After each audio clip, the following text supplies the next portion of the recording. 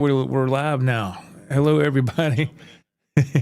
we're just jumping in. Oh my gosh! Hey, everybody. I'm so sorry. Skip the formalities. We're just gonna jump right in. I had to reboot the computer.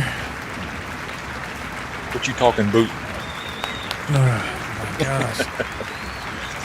Just one thing went wrong after another. Like Friday. I mean, it just. Somebody needs to cut their volume down on their device. I can hear it. It's me over here, man. Of course it's me, man. Welcome to the Laurel and Hardy Show. We got so many things that have went wrong the past 24 hours.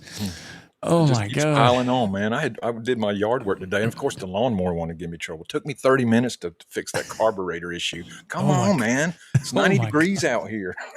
It's just it just kept piling on from Friday into Saturday night, obviously. Oh my gosh! I'll tell you, we had so many. We got so much to talk about. Again, I'm sorry. I apologize for the delay. I came in here an hour or two before showtime and got everything powered up, got the computer up and running. Ralph and I are sitting here chatting in the green room, and then this thing pops up on the bottom of my laptop on the screen. Your system needs to be rebooted. I was like, what? So I went ahead and I said, Ralph, I think I need to reboot, man. And it's gathering resources. I said, I've never had this thing sit here and just idle like that. Right. Usually when you hit the go live button, maybe 5 seconds later, it'll go live. Mm-hmm. It sat there. And I was like, what? So while that was rebooting, I went ahead and rebooted the internet and everything. So I'm sorry, y'all. Apologize. Oh my gosh. We're anyway. We'll go through this really quick. Hey, Rod, how you doing, man? Thank you. Let's do the round of applause for everybody. Thank y'all for being here. I'm sorry.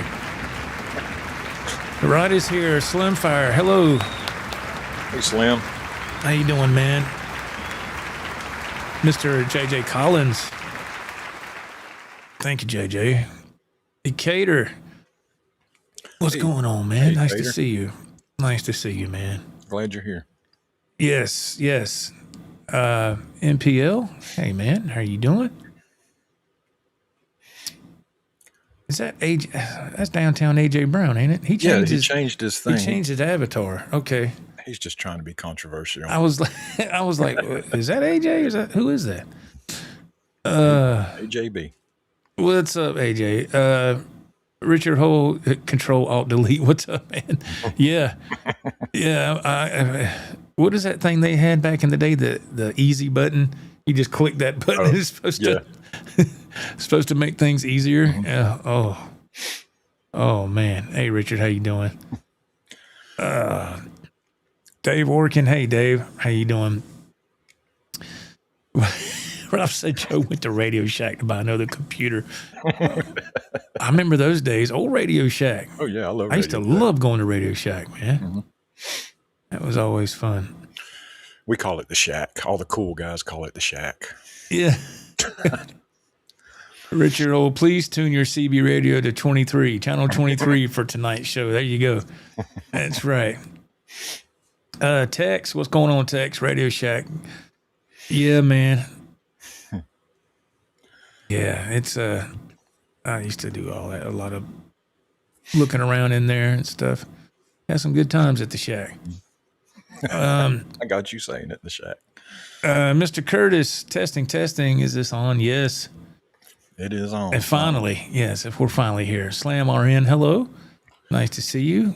Hey, Thank you for being here. E. Krosky, hey, man, how are you? Hey, Krosky. And Jamie Graham is here too. Mr. Jamie Graham. Hey, Jamie, what's going on? Hey, now. From sunny 105 degrees in Arizona, Rico B says. Oh, my goodness gracious. Dry heat. It's humid here. God almighty. Yeah, it's been, oh, my gosh. Yeah, it's been hot here lately. Mr. William De Silva, the new owner of the SBS guitar that he bought a couple, 3 weeks ago. Right on. Yeah, man. Yes, Jamie Graham says sunny and hot in South Carolina. Yeah, It's miserable here, man. And we're not even in August yet. And we ain't even in July. We ain't even got started. No. Man. We're just scratching the surface, as they say. Kerry Crouch, hello, man. Hope you're doing. Crouch. Oh, here's the question that we were going to talk about anyway. Cameron Hart, how was rehearsal yesterday? It was hilarious. Oh my God. We laughed. Oh boy. It was hilarious. Yeah, it's Did we play? Yeah, we played. If that's what you want to call it. Man. But we'll get into that here in just a second. Let me Slam says, I hadn't been to the shack in ages. Look at there. I'm spreading something to a business Spreading that don't even cool exist stuff anymore. It ain't even around. Yeah. I think they still exist online, but it's I don't know. I haven't looked into it in forever. I don't know if they even sell the stuff they used to have. It might be just somebody might own the name, and I don't know. Yeah. Kerry Crouch says, I missed the shack. I built a light show for my first rig from all the little gadgets and doodads from Radio Shack. Yeah, I'd get cables and adapters and whatever. I love going there. Yeah, they had whatever I needed to that kind of type of degree. They always had it. They did. It was either that or try to order it from somewhere, but usually Radio Shack always had it. Mm-hmm. Mr. De Silva said he got the SBS out today and played it. That's good. All right. Well, good, man. I'm glad you're happy with it. It's a great guitar. Yeah. And all right, and Mike E rounds out the chat. What's up, Mike? Hey, Mike. Nice to see you. So yesterday, let's get into this. Oh my gosh. So for the people that tuned in on the live drive early Friday morning, I really appreciate that.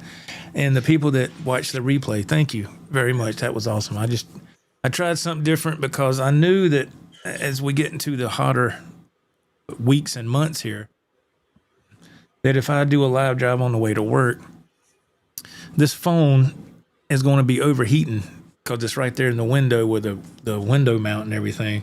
Uh-huh. And it's going to overheat. The phone will get dark, and then it'll just shut down. And that's not good. You don't want to push your phone to that type of limit. So I said, well, what if I do it early in the morning and it's when it's not hot? Will that work? And yeah, it is a different time of day. I know that's weird. And but it did work. It held up the whole way home, and so it was cool. So that was Friday morning, and then I got home. I went to bed. I slept maybe about 4 hours. I got up, got my shower, got ready, and I just took a couple of small things. So everything is already at Ralph's place, thank God. So that saves time. So I get there and take a couple of things in. Ralph's got stuff pretty much ready to go. And we hook the speakers up, and Ralph, I'll let you take it from there. Jesus, with the speakers, man, the hum and the hiss coming from those things. And sometimes I would have issues like that when I was playing. If I have a light switch on and I have a lot of stuff plugged in on that same receptacle on that side of the wall, I'll get a humming. So I flip the light off. Well, I try flipping the light. That didn't work. Try unplugging the speakers, moving them around the room, still hissing. We tried all kind of cables. We tried everything, and we just couldn't figure it out. So quick Google search, and come to find out, it was a cable. And present me right quick, Joe. Yeah, I was using just a regular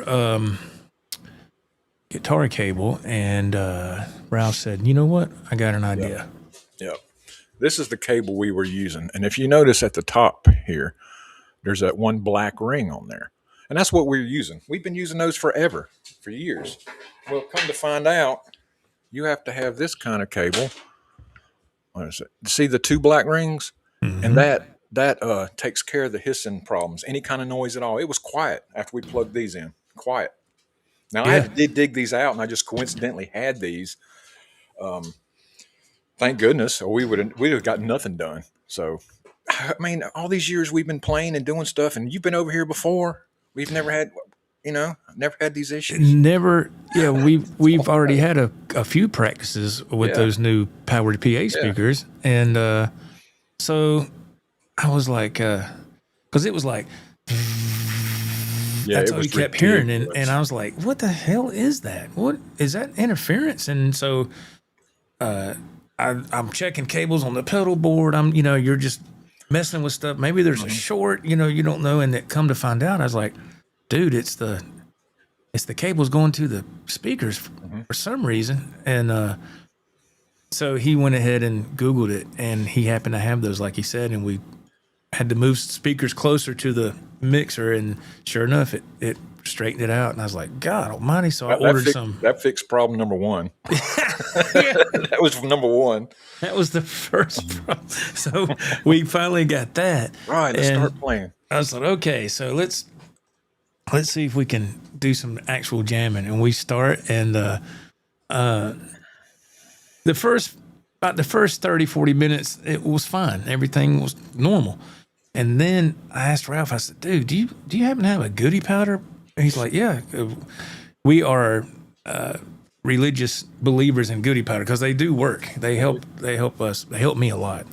And he said, yeah, man, he went and got one, but I didn't realize until a little later it was just a little too late, that nothing at this point was going to help. And so I shotgunned the goodie powder, and I don't know, about 10 minutes later, it just hit me like a brick wall, man. I was just so exhausted. I was just like, oh, and I was like, because I was spent. I've been spreading myself too thin is what's going on. And I just couldn't do it. And I kept trying. I kept pushing. I was like, man, we done drove all the way over here and we got this fixed. I'm not just gonna quit. So we kept going, and man, I was hitting wrong notes like crazy. It was bad. It wasn't like Joe. I mean, missing chords to where it's very just, it's like, whoa, I can tell we missed that. But then I was messing up as well too. I was dropping sticks. I stopped several times because I had, because we were trying to record a little something, and I knew I messed up a couple times, but I kept going, and I got to a certain point, all right, 3 times, we're not recording this. We're done. We're not recording this. So we try again. And then Joe was having issues with one of his little cables. His guitar would just go quiet. Now he's jiggling everything, jiggling everything and pulling it out, plugging it back in. Couldn't figure out what it was, but he finally narrowed it down. It's always a cable. It's always a cable. So that was piling on top of that. And I literally over-prepared for Friday. And what I mean by that is I practiced every day, Monday, all the way up. Even Friday morning I practiced. I practiced 3 hours Monday, 4 hours on Tuesday, probably about 4 hours on Wednesday, 3 hours on Thursday. And man, my legs were so shot from playing drums. So when Joe finally come, we played, and it's like Joe said, about the first 30 minutes or so, we were great. And I was messing stuff up. I couldn't get my leg to do, I call it jelly leg, because I just overused it the whole week. I over-prepared because it'd been a minute since we played, and I didn't want to be the one that was the problem. So what did I do? It was me. We were both the problem.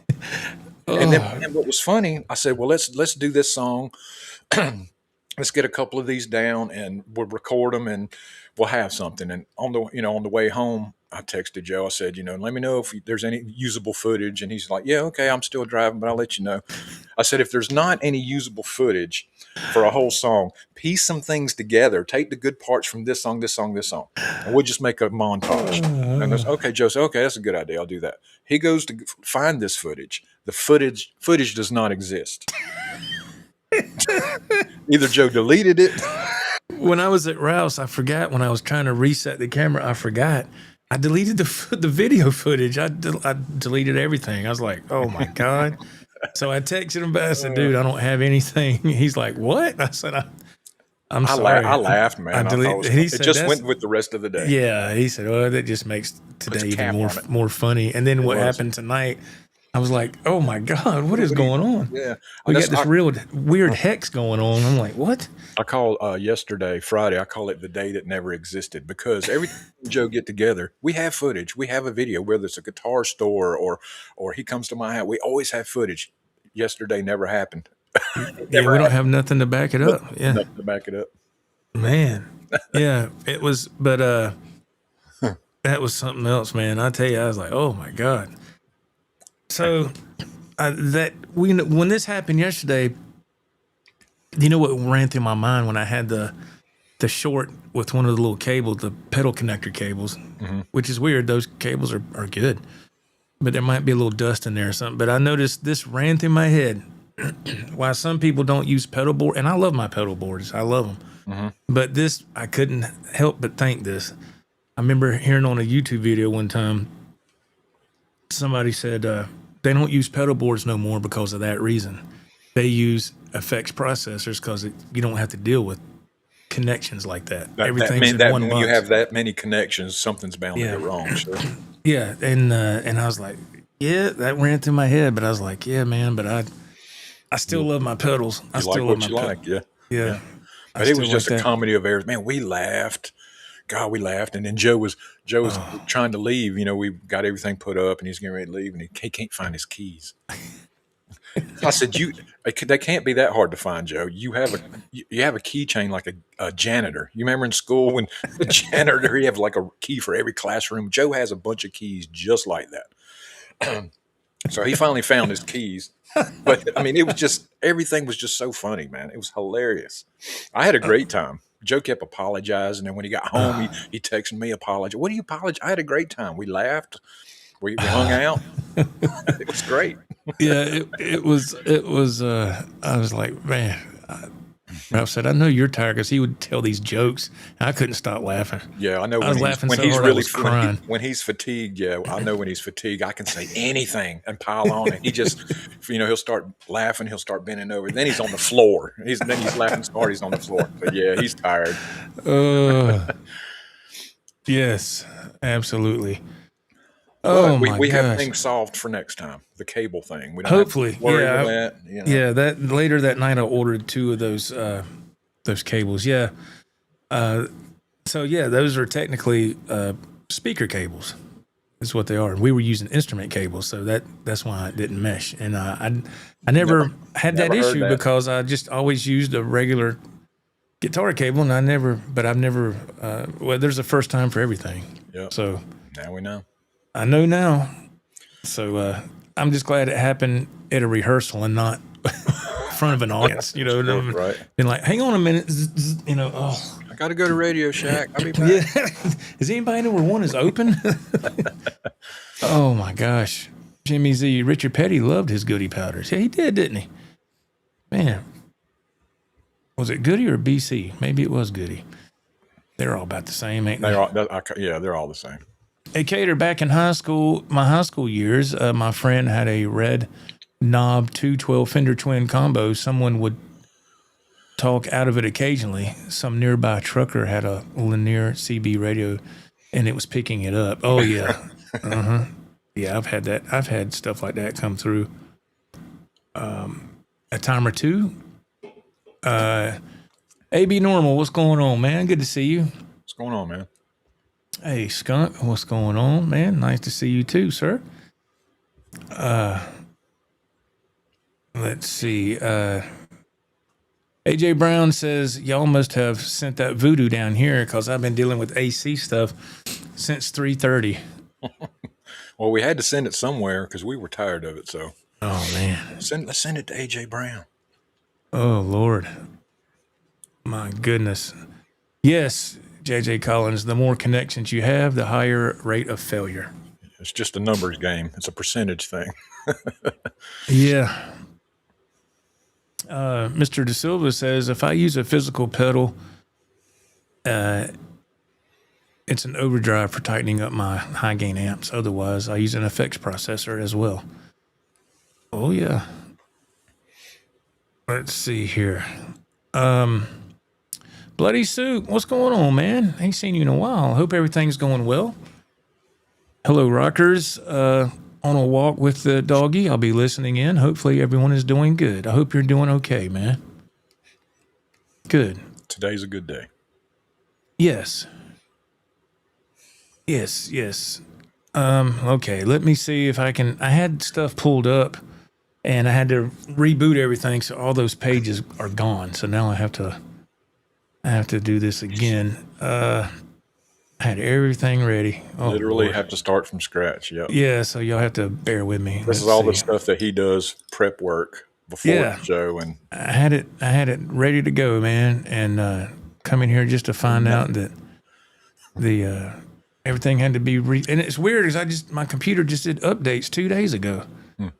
And I was like, your computer needs to perform updates. I said, again? It just did that. I hate an update, man. I'm like, well, no, what's going to change now? Yeah. Just leave things as they are, man. It's fine the way it is. Yeah. They put it in a way that like it's helpful for you. This will make your experience easier. Yeah. That usually doesn't work. Oh my gosh. Let's see here. Here's the first thing that we're going to talk about, because this was brought to my attention a few days ago, and I was like, what? So let me go back and present. We add to scene. Here we go. And spotlight. And so here you see the Gibson has got a new model out. It's the Victory.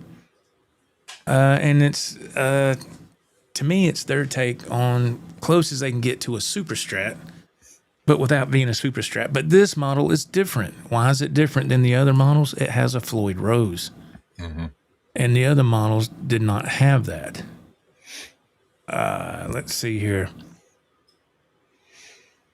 Let's see if we can get some close-ups. So it's you're looking at $2,800. That's before tax, before any other fees. If you want to add this is from Sweetwater, by the way. If you want to add a Plec Pro setup, that's another $300. But it's a Gibson; they shouldn't require none of that. But who knows? There's that very similar to a Kramer style headstock, I would say. $2,800. The only thing I like about that guitar is the name, Victory. I do like that. That's cool. Yeah. That's about it. Yeah, it comes with a hard shell case. There's some shots of the back. I do have something to say about this model guitar. Let me go back. And I have to do the pop-out chat because I can't see anything. I can't see anything. All right, let's see. Let me...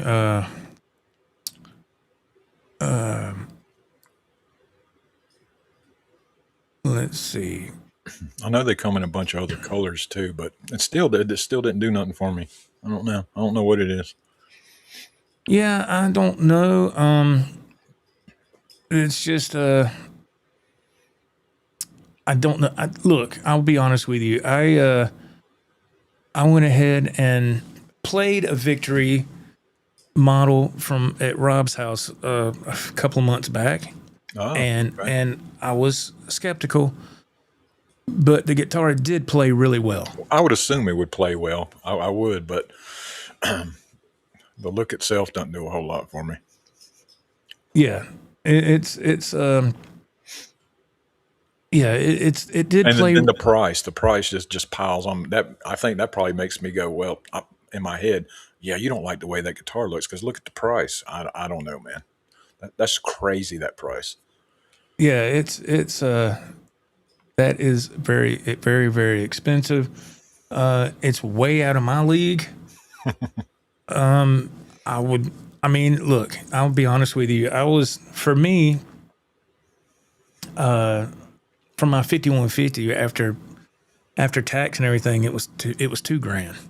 I couldn't imagine paying another $800 something. Right. But that is just, oof. It's crazy. That's crazy. Let me minimize this really quick and let me remove this from the scene so people don't have to look at that all day. But that was insane. $2,800. Okay, now, like I said, Rob has one, but it's the hardtail version. It's not the doesn't have a Floyd. Now, if you watch this channel, or people that do watch this channel, they know I'm a Floyd Rose fan. I love playing guitars with Floyd Rose. That's pretty much the only way I'm going to go. But I'm not paying $2,800 for a guitar with a Floyd on it. I don't care. I don't care what. And I showed my wife. Now she's not into guitars at all. She's not. She don't care. But I showed her the picture of that with the price. She said, "What?" I said, "Do you know why it's so expensive?" I said, "Because it says Gibson on the headstock. That's why." And it's kind of a new thing for them. I said, "But I think it's a day late and a dollar short, if you ask me. With all this stuff going on with Fender, all these cease and desists and everything, and now Gibson is probably like, hey, let's release this model with the Floyd and let's see how things go here." But for $2,800, for me, I check out. I'm like, nope, no, y'all can keep that. And what were your thoughts, Ralph? I was trying to multitask. I just didn't care for it. I mean, I imagine it plays well, but just, like we talked about before, the look grabs me first. The look of the guitar, the color, then I'll see how it plays. So it didn't even pass my first test. So it doesn't really matter. It doesn't really matter. I don't care for the way it looks. So if you had $2,800 and it wasn't a problem, would you buy that guitar? No, I wouldn't. I sure wouldn't. I wouldn't either. I'd get another EVH guitar I get two for that money almost. Yeah, I'm sure I could find me something. I'd go get me a Randy Rhoads Polka Dot V or something. Oh my gosh. AJ Brown, kind of a cross between a PRS and a Kramer Beretta. Yes. William De Silva, those models recently were on sale for $2,000. That don't make it better. Still a lot, isn't it? I'd like it if it didn't have that goofy headstock. I agree. The headstock's a thing for me too. It's just that rounded off thing. I don't care for it either. It's like, did y'all just quit designing when you got to that part? I don't know. To me, it's very reminiscent of a Kramer style headstock. It's just, and I find that odd because with all this Fender stuff, going on, they don't want nobody copying their headstock design, which I get it. But I think Gibson owns Kramer now, so I guess they can do what they want. That's true. So I forgot about that. They own Kramer, so if they want to put that on there, who's going to stop them? Right. They bought the competition, so just kind of a bland headstock, really. Yeah, it looks kind of odd, and I'm not crazy about the body shape. It just looks, I don't know. Me either. It's almost like what was that? What was that guitar that Parker Fly? Remember the Parker Flies back in the day? I never got to play one that it's kind of reminiscent of that, not quite, but it kind of reminds me of the Parker Fly guitar body shape, just a little. I always thought the original Parkers looked good back when I seen them years ago, but I never got a chance to play one. And that Gibson there has this weird small piece of pick guard, I don't care for that either. It's just put one on there or don't, Yeah, it's just, I'm like, are y'all trying to make a Frankenstein model? What are you doing? Mr. Curtis says, I'm not crazy about the Victory body shape or the inlays being on top of the neck, for lack of a better way of saying it. And I noticed it was 24 fret too, so that's another negative for me. Mr. De Silva, I like the body shape. Okay. Rod says, I agree, Ralph, not for me. Right on. That's my boy right there. That's y'all can voice whatever opinion you have. Exactly. It don't matter. Sinister J, is that Sinister J? I like the Explorer headstock. He said it's reminiscent of an Explorer. Yes, it is close to that, isn't it? That's a guitar I've never had either, an Explorer, Epiphone or a Gibson. I've played one. I played one at Rob's house, but I've never owned one. I don't know, something about it. Did you like the way it played? It was okay. It didn't make me go, whoa, I got to have one. Yeah, the way you said it. It was okay. It's all right, but it's a hardtail. It doesn't have a Floyd on it. To me, that's an immediate turn off. I'm like, okay. That's just how I am. I understand. That's just me. Everybody's got their own thing. Downtown AJ Brown, Gibson tried to hop on the Kramer train back in the 80s and just never could make it happen then either.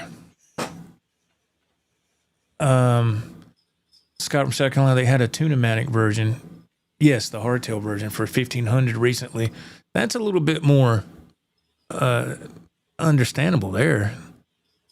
A little bit more acceptable. But, so putting a Floyd on it gave it another $1,000? another $1,300. I don't know. I'm like, damn. Here's JJ Collins got a good comment here. He goes, you can get an original from the 80s for half that price. No Floyd though. Slimfire says, for that kind of money, I'd rather have a Gibson Les Paul Standard. See, there you go. I think these guitars are way overpriced. And where are they made? Do you know? I guess USA. Are they made in USA? Gibson, I guess, yeah. I was just thinking maybe they had to ship in some parts or something. So I'm trying to justify why it's so expensive. We'll let the chat tell us, because that type of information I do not know. Right. I'm not. I just the first thing I look at, like Ralph and I discussed, I look at the color, and when I went through quite a few of them to find that color, all the other ones are like this ugly green. Yes, one that's just like a plain flat black. I was like, damn, could they not do better on the colors? Even they had a red, and the shade of red was weird. I didn't care for that either. It's just strange, and I'm like, something about this just. Who's in charge over there? So it's the first thing I look at, like Ralph said, is the color. Mm-hmm. That's the first thing. And I was like, okay, this color here, I can jive with that. That color's all right. That kind of a charcoal gray kind of thing. Okay, I can do that. Mm-hmm. But then when I seen the price, I was like, no. I don't think so, man. Let's see here. Mr. De Silva, I haven't seen a Gibson in the last 25 years I thought was worth the price. Yeah. I understand. They're proud of those guitars, man. They're proud of their guitars. It's kind of plain looking for that amount of money, Cater says. Yeah, it's just for me personally, it doesn't excite me at all. No. And PL says not. Just a simple nope, not. That's all. That says it all. Not. Let's see. Tech says, I like the Gibson Alex Lifeson model Les Paul a lot better, and I think it has the Floyd on it. Yes, it does. Also, the Gibson Neil Schon signature Les Paul, I think, has the Floyd. Yeah, Neil Schon was the first guitarist I ever seen. Now, it might have existed before him, but he was the first one I ever saw that had a Floyd on a Les Paul. I never seen anybody else do that until I saw Neil have one on his. I was like, wow, I've never seen that before. Let's see. Not my kind of guitar, MPL says. Yeah, not for me either. Yeah, we got that from the Not. Yeah, not that was all you needed to say. That's Scott from South Carolina. Buy the EVH limited edition. Yeah, get that. There you go. Mr. De Silva says, I agree with Ralph. Right on. We all agree with Ralph. Joe, get off the screen. Damn. Okay. We ain't nothing but tired. All right, then. Do you need to reboot again or something? Yeah. Go to the shack, will you? I'll run this show. Go on. Kerry Crouch says, I wouldn't buy that guitar if it was $699. I wouldn't either. I wouldn't either. It does nothing for me. That's really a great point. I wouldn't either. Let's see. I'm not trying to throw any hate to Gibson. I just don't like that guitar. A Cater says it might look better with a $1,200 price tag. Let's see. Tex O'Calley says that headstock is the same hockey stick headstock on the Explorer. I know it very well, but now because I just built one for my Explorer. Let's see. Sinister J says Explorers rock. They look cool, and I just couldn't jive with it, man. But they do, I mean, for a brief second, I thought if I had the money, would I get the EVH Shark guitar? Because I think that's what that is or was, or I don't know if that's correct or not. But it's Eddie cut a piece out of the body, and it just kind of. He said it ruined the tone from then on, and I was like, man, I wouldn't get that guitar. It's ugly.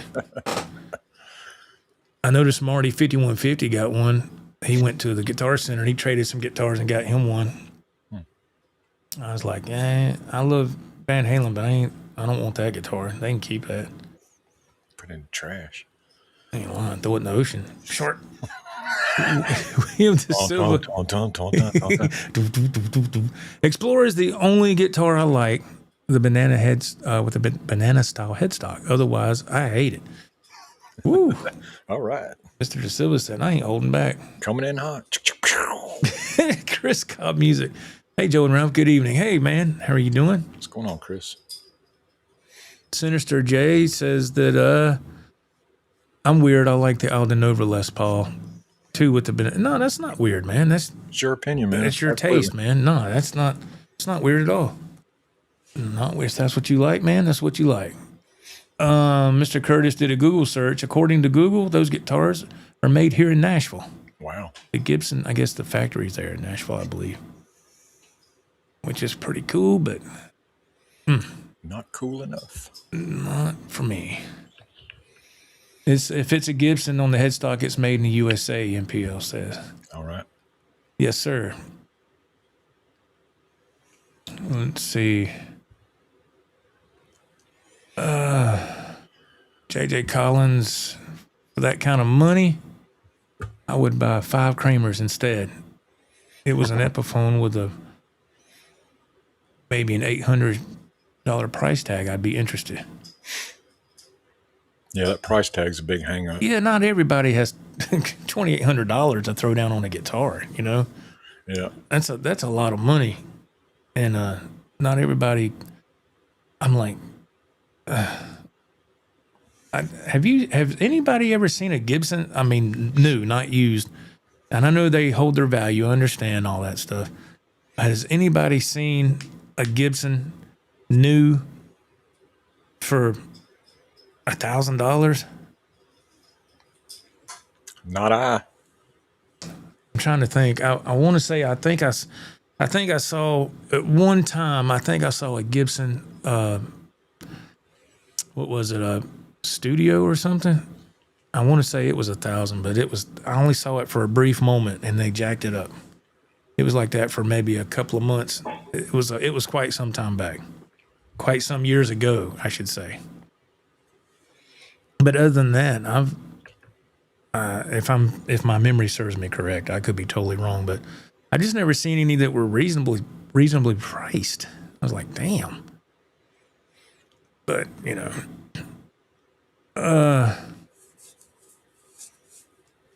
let's see. Acater says that a cheaper Epiphone version might be better. Edwin Crane, hey man, how are you doing? Good to see you. Let's see. Carrie Crouch says, well, it's the month of June, and I promised myself I wasn't going to buy a guitar until June. Time to play Guess What's in Carrie's Cart. Yeah, the last time you had a couple of guitars in your shopping cart, and you just completely abandoned those two, right? And I don't think you ever bought anything, did you? Or maybe you did. I want to say that he couldn't decide which one he wanted, and he just deleted both of those out of his cart. What's in your cart now, Carrie? Yeah, do you have anything in your shopping cart now? I'm curious. I'm just curious. Mr. De Silva says that, to be clear, I know that my opinion of the banana headstock is definitely not the popular opinion. To each their own. Oh, dude, it's all good. Exactly. You voice I don't whatever care opinion for it. you You want. like it, that's fine. Yeah, it's all good, man.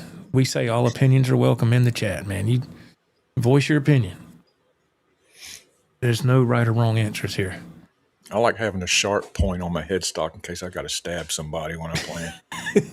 What'd you say? Oh, man. JJ Collins, they used to have them for as low as $7.99-ish, but that was 15 years ago. Ooh. Yeah, a lot has changed in 15 Now years. they have the Epiphones that go up to $1,500. And then the Gibson brand starts from there. Good God. The Epiphones are $1,500? Because I always was under the assumption, and I'm not an expert, I was always under the assumption that Epiphones are roughly half the price of the Gibson brand. So if you're looking at a Gibson that's 1400, the Epiphone version should be roughly $7. That's what I always thought. I guess it's different now. I'm not in the Gibson world. I'm not in that loop. I don't follow any groups or nothing like that. That's just what I remember seeing through the years. I remember from the early years that I used to think when I'd see the name Epiphone, I was like, that's a cheap brand. Isn't it? Epiphone a cheap brand? I know it's not now, but at the time, I was like, Epiphone, that sounds cheap. Yeah, I used to think that years ago. And really, it's a great brand. It's a high quality. It's great. And I just remember years ago when I used to follow other guitar channels. I don't anymore. And man, they would give people hell if they had an Epiphone. And they did. Right. If it didn't say Gibson on the headstock, they would. And I was like, damn, that's not right. Right. That's not right. To me, it don't matter what it says on the headstock. Just because you got a guitar that has a fancy name on it, that doesn't make you an excellent player right off the bat. But No, some people think that it gives them a free pass. Like, well, I suck, but I got an expensive guitar. Yeah, some people are just a-holes like that. Mm-hmm. They say, well, I got this. What do you have? I'm like, okay, I got this one guitar and a Gorilla amp. But the guy that has all that stuff, he can't play. He can't play worth a damn. But he brags about his gear. And I'm like, forget this, man. So I left all those channels. I was like, okay. A caterer, I was asking if anybody's seen a new Gibson for $1,000. And a caterer says, not new. I think the Gibson Les Paul Studios were USA made and not too much over $1,000. But yes, that was a few years back. That's what I remember too. AJ Brown says, give us a hint, Kerry. Let us play Guess the Guitar. Kerry Crouch, I did abandon them both. He had some guitars in his shopping cart a while back. Well, it might have been last year. He said, I did abandon them both, and I'm waiting till the month of June. Well, why are you waiting so long? I'm just curious.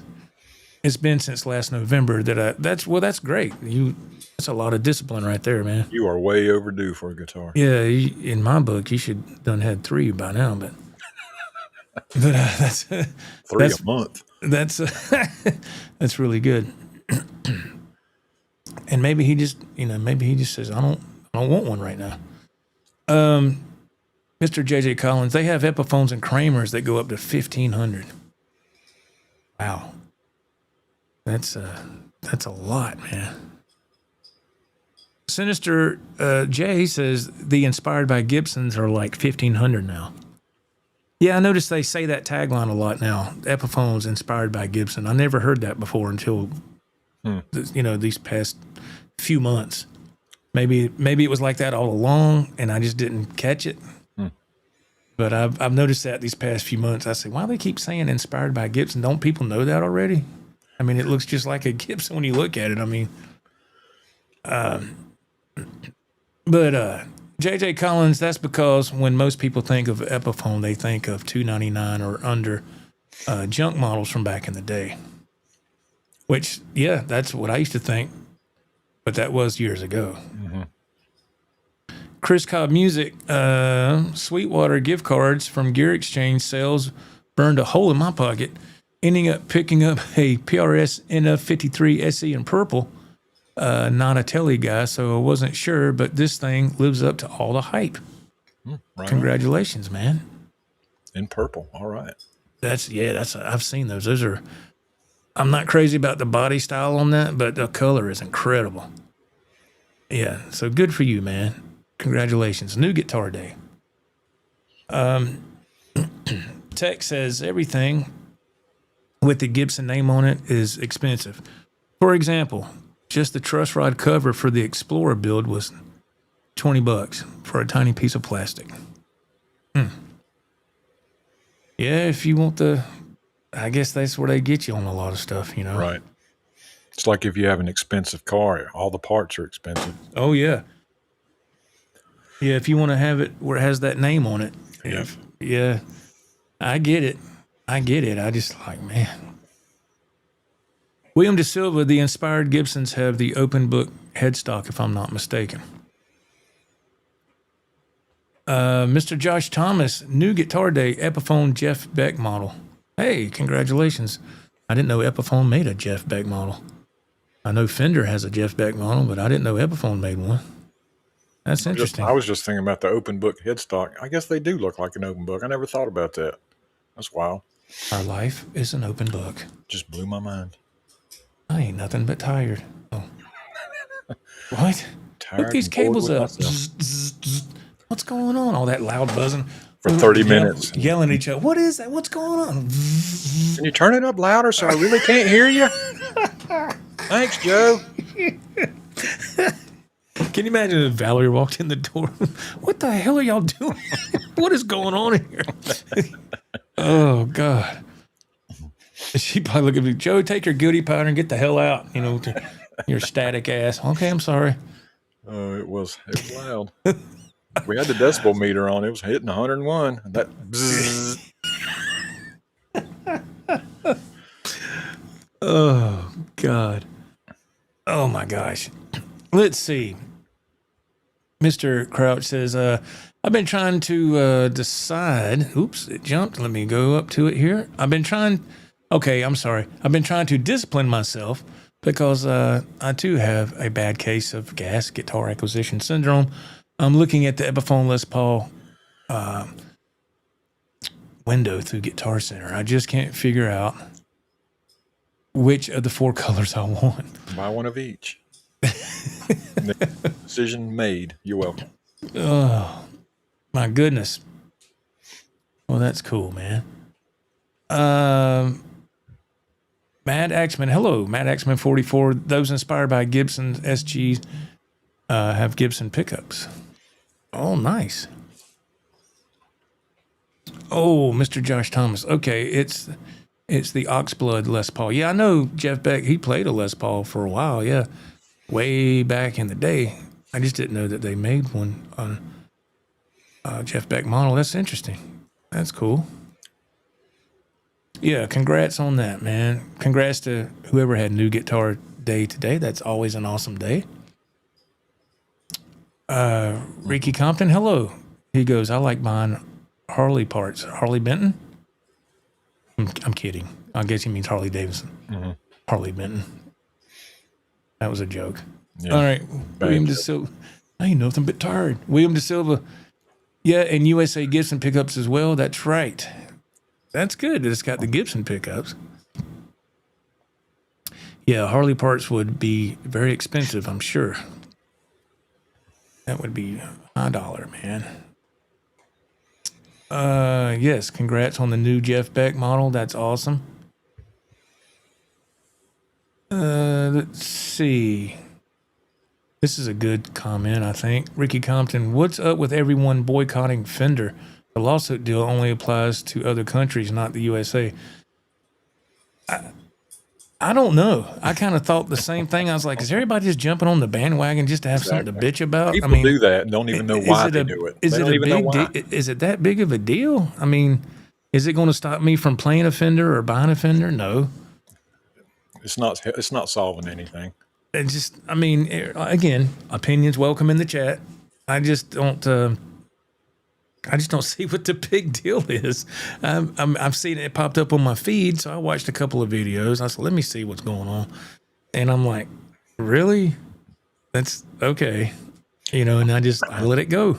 I've never bought a Fender, so am I boycotting them too? I've never bought one. Don't plan on it. No, that's not boycotting them. You're just not interested in the product, but just not interested. But I don't know. I find it odd. Mr. Josh Thomas, are you going to get the Victory, Joe? No, sir. No, we talked about that a little bit ago. No, that's my personal opinion. That's just way too much money for a guitar with a Floyd on it. I know it has Gibson on the headstock, and it's just, number one, it's just way out of my price range. Number two, I just don't think the guitar is that attractive. Yeah, I agree. For me, it's just and the price doesn't help it look attractive either. No, it's pointing itself toward people that have a lot of money, and that's fine. But I mean, you need to target all different price tiers for. Not, like I said, not everybody has that kind of money. Jit Boy does. What's going on, Jet Boy? Hey, man, there he is. What's going on? You gonna get a victory by Gibson, man? He's sitting on that. He's sitting on cash, man. He's got. I don't know. He might get it. I don't know. He might like it. We'll see what people have to say in the chat. A Cater says it does apply to U.S. companies that deal with overseas made models. Yeah, I don't know. I don't know the details of the lawsuit. I just find it kind of wild. Yeah, people are saying it's going to.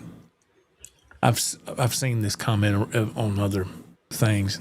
Yeah, it's going to hit PRS pretty hard. I don't know what's going to happen there. I don't know. Does this mean that? Does this just apply to the headstock side of things or the body as well? I don't know. Is it going to make PRS stop making the Silver Sky? I have no idea. I haven't researched any of that stuff because I'm like, I don't play those guitars. I did have one for a while, and I sold it. It was okay. I mean, it was, it wasn't bad, but to me it felt just like a Fender Strat. I was like, I don't see nothing no different here. So I sold it. Actually, I traded it. But, JJ Collins, there's a lot that goes into it, but for me, I'm not buying Fender anything. Okay. Right on. Well, all opinions welcome. Ricky Compton, I'm not selling my Fender stuff. In fact, if people start dumping them for cheap, I'm a buyer, and I know you will be too, Joe. Oh, if I were to see for instance, let's say that I saw I'm just going to throw this out there, a used Eric Clapton Strat for a decent price, and I had the money, yeah, I'd get it. I don't care if it's a Fender on it. I don't care what's going on. If the price is right, yeah, I get it. Oh, absolutely. Scott from South Carolina. Anyone can mail a cease and desist letter. Wait and see if there are any actual lawsuits. Fender will have a hard time since they waited all these years. Let's see. Ecater says that Silver Sky was probably the whole reason for it. They lost John Mayer. Oh, yeah, Fender lost John Mayer to PRS, I'm assuming. Then watched a competitor, yes, sell his artist model guitar for like crazy. Those things flooded the market. He makes a good point. John Mayer was with Fender for a while, and then next thing I know, he's with PRS. I'm just wondering what kind of deal they offered him. Because, man, that had to be a lot of money on the table. Ricky Compton, Fender lost that lawsuit in the United States. Yeah, I don't know. Downtown AJ Brown, Ralph, I spy a purple guitar on the wall back there that I don't remember seeing before. Up here? Oh. Purple Jackson. It's been around. It just finally made it up to where you can see it. It's usually in the rack or it's on the other side of the wall. It made it finally made its round, and it's over here now. It'll probably be over here next week. It's on that side of the showroom now. Just Purple Jackson. That's a great guitar. Let's see. Mr. JJ Collins chimes in. He goes, it's due to the body shape, which has been legally considered generic since the late 70s. All right. Pardon me. Mr. Kerry Crouch, I don't get the whole lawsuit thing. I've got a 1977 Aspen Strat knockoff that's from Japan. People have been making Fender copies for 50 years. Okay. Mr. William De Silva chimes in. Well, I'll say this. Anybody has a business and some knucklehead comes along and undercuts you, I'm sure y'all would be upset too. Probably. Undercutting is one thing. Copying what I did would also add fuel to the fire. Yeah, that's true.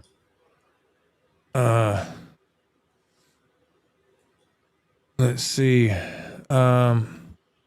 Dewey says it's like 4th of July came early with all the fireworks going off by me. Really? Really? Huh. It's like out here, man. You might think it's fireworks. People are shooting guns out here like crazy because we're out here outside the city limits. So you'll hear people just. I'm like, Just damn. randomly shooting. I mean, just like machine guns or whatever you call it. Just like, what the hell? How much they wasting in ammunition, man? Rod, I'm sorry, I was running my mouth. Rod says that I never owned a Fender until I bought yours, Joe, but I've had Squires. Yeah, I still have a Squire too, and I love it. Ain't nothing wrong with it. Yeah, Fenders are great, man. I love a good Fender Strat. William De Silva says, that said, Fender should have been fighting these starting many years ago. Yeah, I know. Was there some kind of change in management and that person decided, hey, you know what we can do? Let's go sue people. I mean, why all of a sudden? What changed, That I couldn't say. I don't know. But I understand where you're coming from. I kind of thought the same thing. I was like, where is this coming from? I mean, just, I don't know. I'm like, okay. It sure is getting some people tore up. I know that. Which that's fine. Everybody's got their own opinion. Borrowland, hello. He goes, I got to ask Fender CEO a question tonight on another channel. I don't cry like others. I'm getting my first custom shop soon. Yeah, that's good, man. It's your hard-earned money. You spend it how you want. Yeah. Let's see. Tech says that, yes, this is mostly about the PRS Silver Sky, which is a direct ripoff. Even though slightly different, Fender lost a lot of people, along with John Mayer, to PRS and a lot of money, too. So that's the underlying issue. Because of the whole PRS. Could be. It's wow. It is to me, it was like a spot-on copy of the Fender Strat. I was like, holy crap, that's all it is a Fender Strat with a PRS headstock. It was just, that was my thoughts. But, Borrowland, yeah, that's the answer, Fender copies. Edwin Crane said it's all good.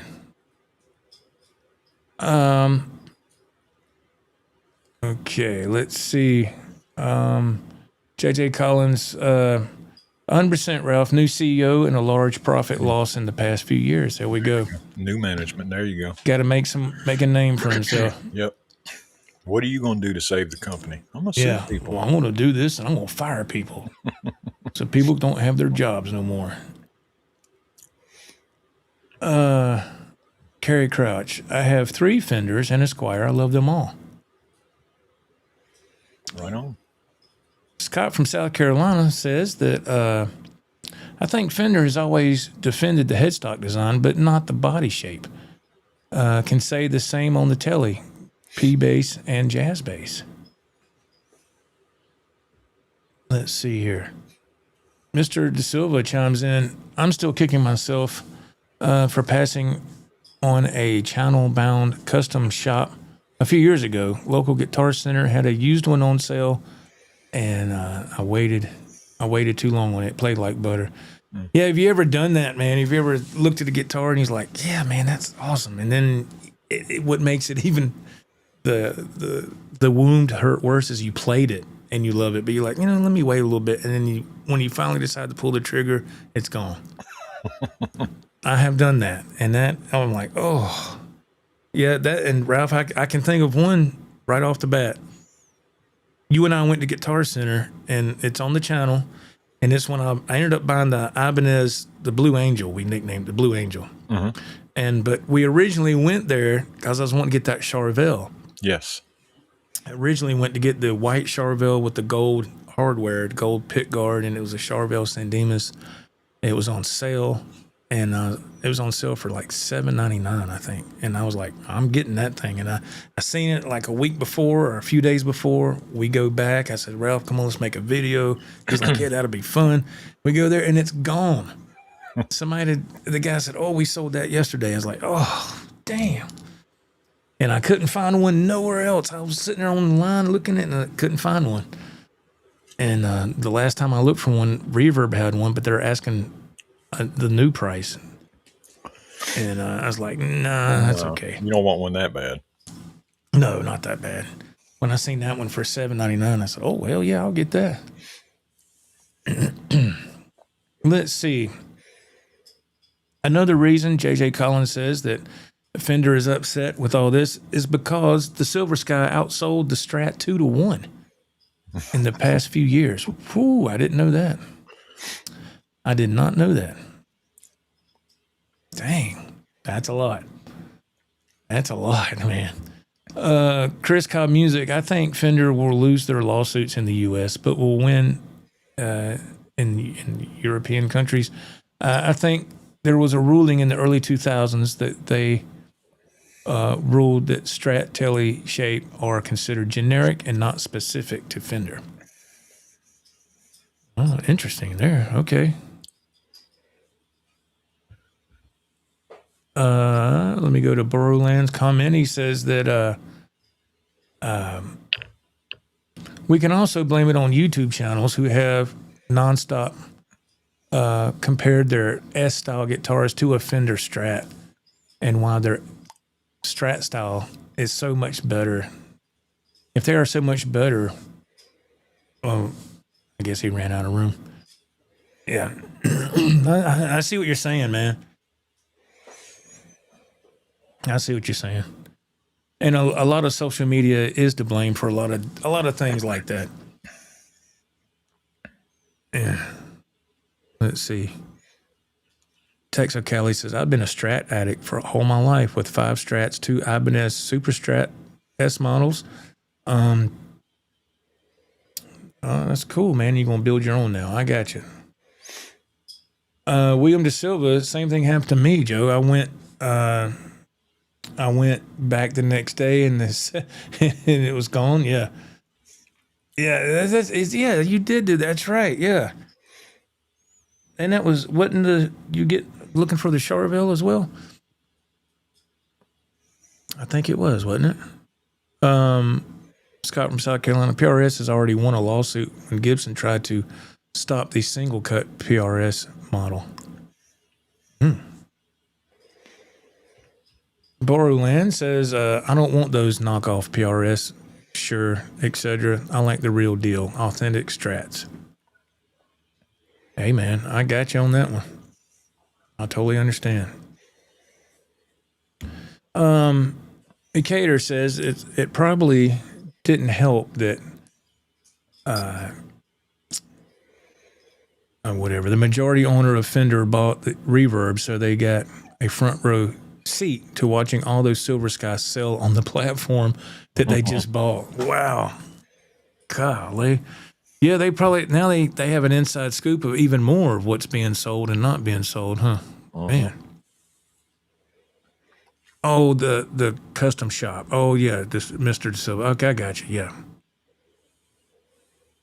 Yeah. Still, that's great for a custom shop, $1,500. That's still an incredible price, man. Yeah, man. Sinister J said that I just sold all my American Fenders and kept the 2 Japanese Fenders. Yeah, the Japanese Fenders, man, those...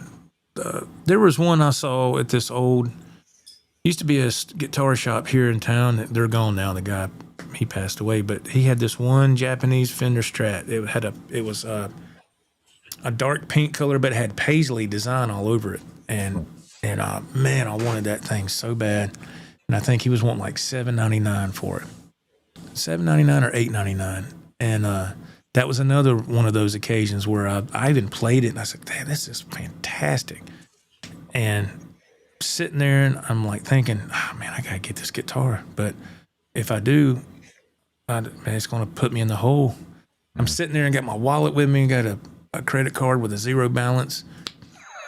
And I'm like, oh man, go ahead and just buy it. Go ahead. It was everything I could do to put that thing back on the hook. And I did. I put it on the hook.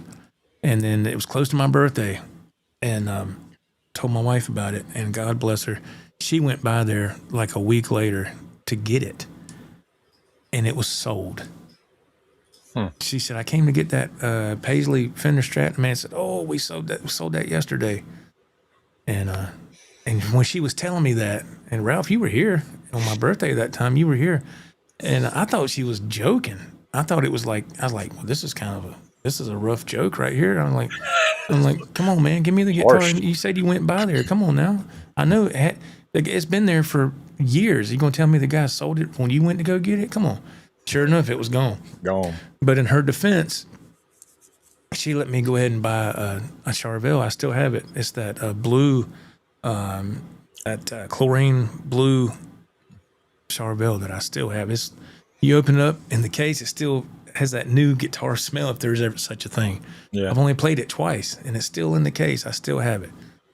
And she let me order it that right then and there. I ordered it on I think I got it from, I don't know if I think it might have been Sweetwater. But so I was Go break it out and let us see it, Joe. Oh God, I have to go dig it out of the way. But it's I buried know. back there. That's But why I said it. it is a beautiful guitar. I love Charvels, but maybe I'll bring it over next time when I come. But it needs to be played. It needs to be played. But that was a Japanese Strat over there, and I was like, oh my God, I'd love to have this because the quality of those things were incredible. Fender Japanese Strats, they were amazing, and that thing felt so good when I played it. But anyway, JJ Collins Japanese Strats for the win. I've had many and have a 2003 Clapton model with 80s specs, lace sensor pickups, etc. Ooh, that's great, man. Let's see. Missed a couple of comments. Mr. Josh Thomas chimes in. He says, could you imagine 30 years ago if we all had the budget models we have now? I'd be broke. Yeah. Oh, yeah.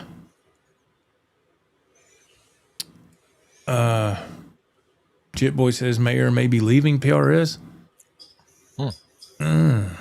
I don't know how long his contract was for. I don't know. That would be, where would he go? That'd be wild. Unless Fender's trying to get him back. I don't know. Damn. I don't know. Interesting to see what comes from that. Sinister J, I've never had a bad Ibanez either. At least the Japanese ones. Yeah, I love Ibanez guitars. They're fantastic.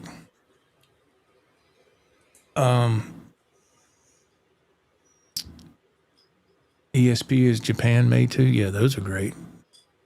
Fantastic. Mr. William De Silva says that I've got two, was that Volas?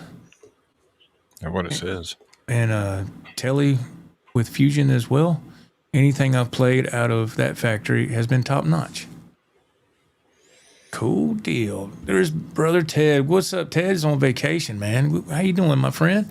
Vacation. Good evening, everyone, he says. Nice to see you, man. It is good to see you. I played a legitimate Fender Telly made in China, and it had fret sprout on it. Almost cut my hands, but the Squires from Indonesia are so much better. I have a Mexican made Mexico from 2022 that's primo. Yeah, I'm going to tell you, man, the Fenders I have, the Strats, all of them are made in Mexico. They're great. I don't have a problem with none of them. None of them. And it's just, and guitars that are made in Indonesia, those are great too. Jit Boy says John Mayer's working with a custom builder? He's going to release his own line of guitars? That's going to tank. You think so? I think that'll tank. Nuno's doing that with his own line, and I don't know how that's, I wish him all the best, but I just don't see that working. There's too much competition out there. They'll probably be asking too much for Too him. much money, and they finally get all this off the ground, and they want these high prices for them. I'm like, come on, man, what are you doing? Unless they separate it into categories, like, okay, here's the primo model, here's the budget line. Maybe they'll do that. I don't know. But if it was me, which it never will be, I'll never be in this situation. But if they came to me and said, "Would you like to have your own model with Wentz on the headstock?" No, I said, "No, I don't want to do that. Can I just get an artist model? That'll be fine. And just whatever with my specs, that'll be fine." It's just it's like everybody's got their own thing going. I'm like, it's crazy. Like, enough is enough already. Ikater says Japan has some really high-end master crafters with woodworking and carpentry. They build really solid things that don't even need nails. That's interesting. Mr. William De Silva says, what's supposed to say Fuji Gen Factory rather than Fusion? Don't know what my keyboard is thinking today. Nice. All right. JJ Collins, I saw the prices on the Nunos and I said, no, yeah, me too. I was like, come on, man. It's ridiculous. Cheapest is $1,000, and that's probably has all cheap parts and all that stuff. If you want the one he plays, it's probably like $3,500 or something. Mm-hmm. I'm like, dude, come on. Let's see. Scott from South Carolina, I have a Chinese-made Fender Strat. It plays fine, but I only bought it because it had Seymour Duncan P-rails installed. Interesting. Yes, Sinister J, yeah. I always wanted an N4, but they're really expensive. I almost pulled the trigger on a Nuno model a few years back when he was still with Washburn. And, man, I was looking at one on Sweetwater. I said, ooh, that looks good. And I was like, I don't know. It looks cool, but I don't know, man. Something kept stopping me from pulling the trigger on it, so I never did. I never did. I can't believe that from you. I said, do you want this Washburn or you want another EVH? Ding, EVH for the win. So, but I was interested in one of those for a while, and then I said, no, I don't think so. JB, hello. He says, what happened to the Guitar Center brand? I know they have that brand Mitchell, but I know they're supposed to be doing something new. I don't know what's going on with that. I don't know. I have no idea. I don't know.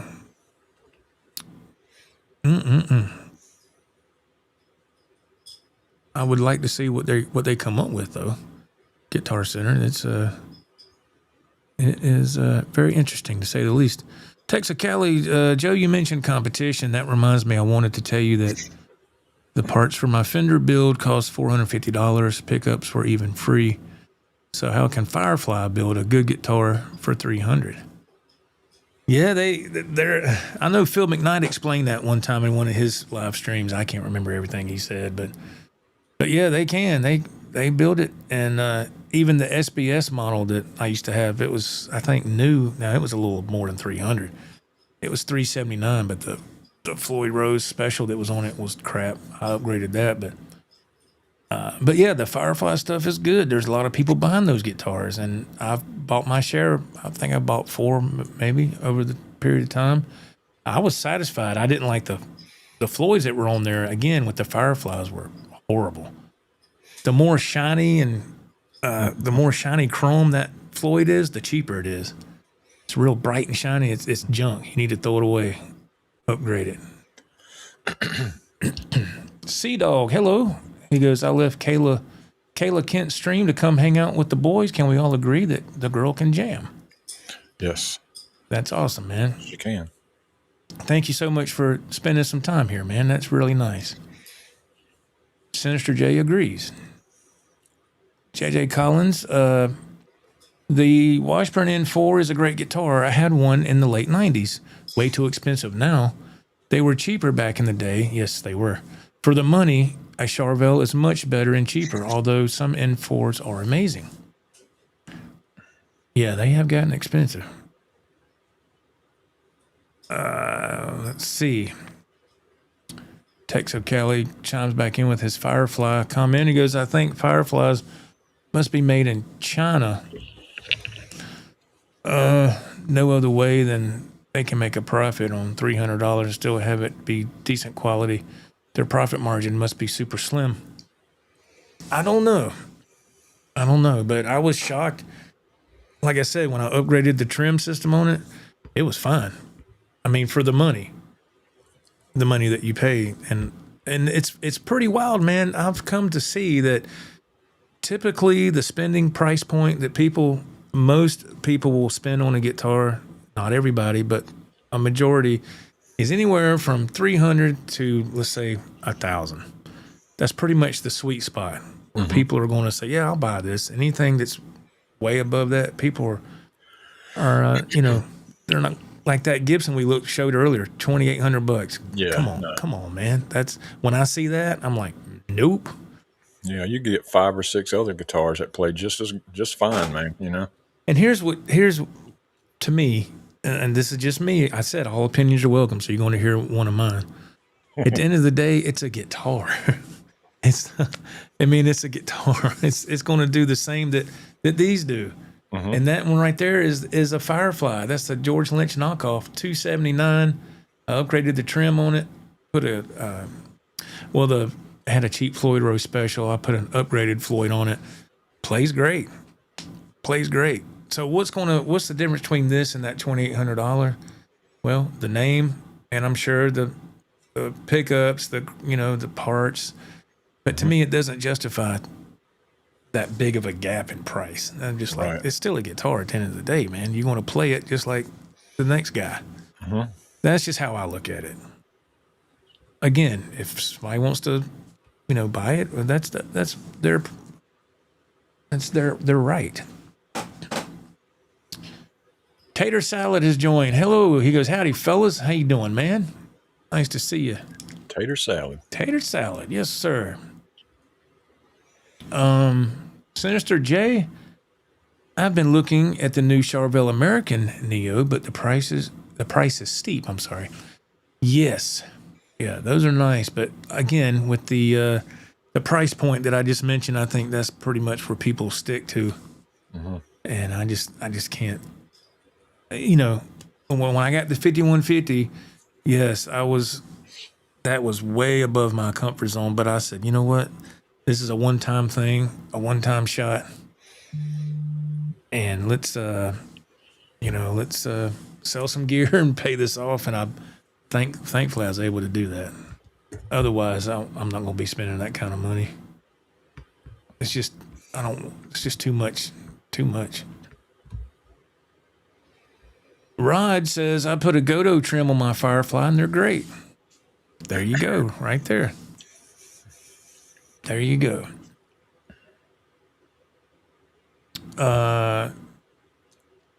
Mr. Curtis, that's their prerogative, Bobby Brown. Yeah, sorry, I couldn't resist. I still couldn't see what Whitney Houston saw in that man. God almighty. Really? Damn.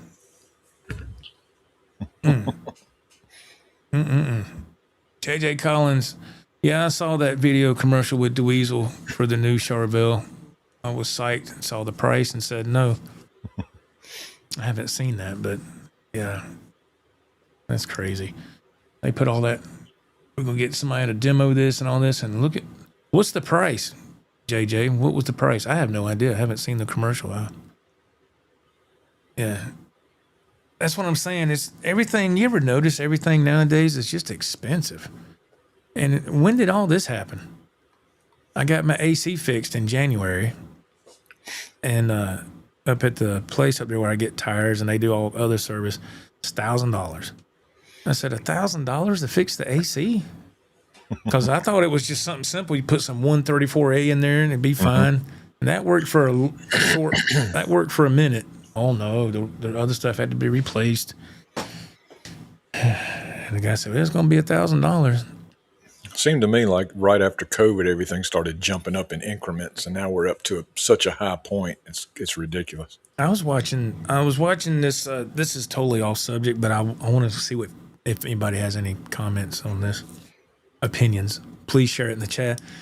I started watching this last night? Yeah, it was because certain videos will just pop up in my feed, and I guess the algorithm is pushing it towards me, and it had these videos had some age on them. They probably 3 or 4 years old, and it was called the name of this series is called Hard Earned, and it shows you people trying to make it on minimum wage, but they're not living around here. I don't think. I think it's like Chicago, places up north where the cost of living is really high. And I was like, and it showed this couple, man. The girl is a high school counselor, and the husband, he was working some minimum wage job, but he was doing school online, and he was wanting to get his associate's degree to be on radio. And I was like, that's weird, because radio is kind of not that big of a thing anymore. Yeah, it's a dying art, right? And her big thing was she wanted a house, but her and her husband had moved in with her parents because they were in bad health. So she was trying to help her parents pay the rent. Well, she wanted her own house. Anyway, it showed them finally finding a house, and they were just barely scraping by it. And they signed a 30-year mortgage, and this house was like $313,000 or something. Mm-hmm. And their payments were like $1,800 a month for 30 years. And I bet the house isn't that big either. And it's a one-level house. It's a decent, it's nice, but it's not, you know what I mean? Mm-hmm. And they were doing what they call what's it called when you do their final stages of a closing cost, closing and all that. Mm-hmm. And the wife, the girl, she's all, oh yeah. And the dude, he just sitting there like this. He ain't smiling or nothing. I was like, this dude don't want this house. He knows it's going to be a strain to pay for it. And they're already struggling as it is. And now and I was like, he's doing this because that's what she wants. And they just got married. Mm-hmm. I was like, dude, you are screwed. And I just, I was like, But, I just was watching. I just don't see how, the whole point was people were really struggling, man. They're working their butt off, and I was like, "Damn, I don't see how they do it." The Charvel was $27.99. Good Lord. JJ Collins says, "I think it was in the $3,500 range." Man. Texo Cali says Rush had a great opening week in LA for their tour. They'll be in Charlotte on November 20th and 22nd. Yeah, I've seen a lot of clips. Yeah. Is that girl's name Annika Niles? Is it? Yes, correct. Man, she is incredible. Boy. She was killing it, man. The crowd was egging her on, too. They wait for the end of whatever drum solo she did, and they just... So that was cool. No, she wasn't getting booed or something. Boo. No, she was throwing down. I was like, "You go, girl! Hell yeah!" She was, and I'm not even a big Rush fan, but when I saw that on YouTube, I was like, "Hell yeah!" Good for them, man. I thought that was awesome, and it made me. And this is going to sound silly probably to some people, but it made me respect Rush a whole lot because they gave that girl a shot, and they're more than. Twice her age probably. Sure, absolutely. And but they gave her a shot, and she's living her dream on this. And I was like, now how cool is that? Yeah. So I thought that was cool. Matt Axman, I agree 100%.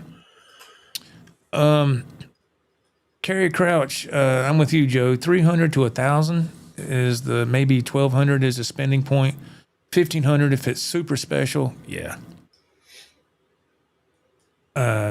JJ Collins, something like $3,000 is just stupid I agree. That's like that Gibson we were talking about earlier. That's pretty much in that price point. I just like, damn. What the hell what are y'all thinking? Art G. I've watched a ton of videos from Rush shows. They sound great. Annika is killing it. Yes. I agree. She's an amazing drummer. Absolutely. What's going on? I love the show, JNR. Best talk show ever. Thank you very much. I appreciate it. Thank you very much. Mad Axman, any USA Gibson is going to be $2,000 and up. That's just the way it is. Yeah, you're right on that one. You're right on that one. Let's see. My son, I don't know. My son and his is looking to buy a house now. Not a good time up in my area. Oh, yeah. That's what I was looking at those. I was like, I don't see how people in their mid-20s and their early 30s, I don't see how they're making it. It's rough, man. I just don't see how they're doing it. More power to them. You saw Rush the second night with my 3-year-old. Wow, that's awesome. Wow. Chick Mac, I saw Rush twice. Very good in concert. That's awesome. Mad Axman, yes. Annika is killing it with Rush. Yes. Absolutely. Yeah, that's awesome.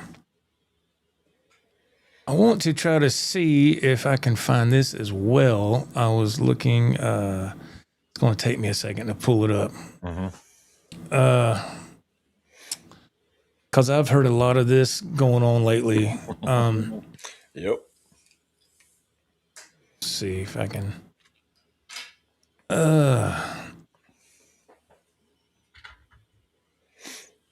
It's going to take me just a minute. I've heard a lot of people saying this,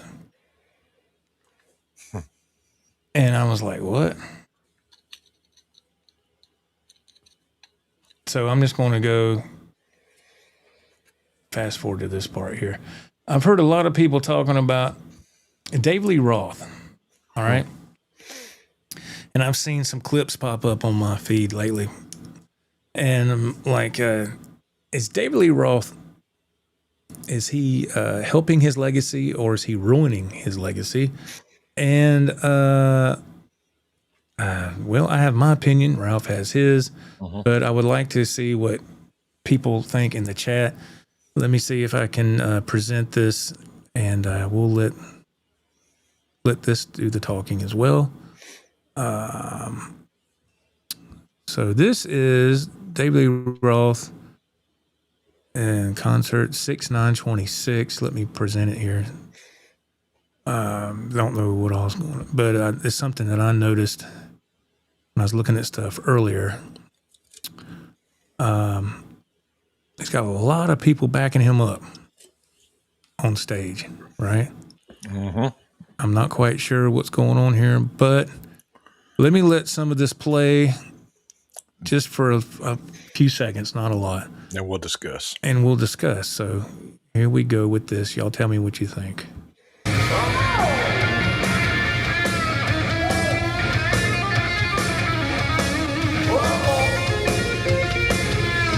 Obviously, that's Panama. Like a drum kit.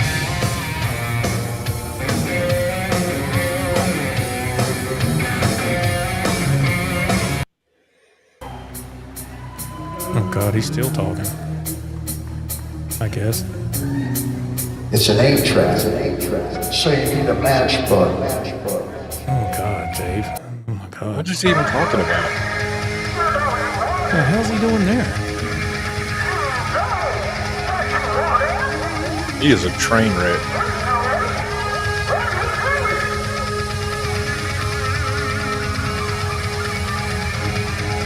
Oh my God. What are those guys standing there?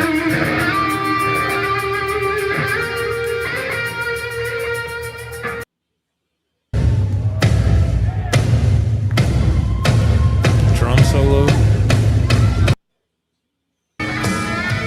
Damn, everything I go to is the guitars.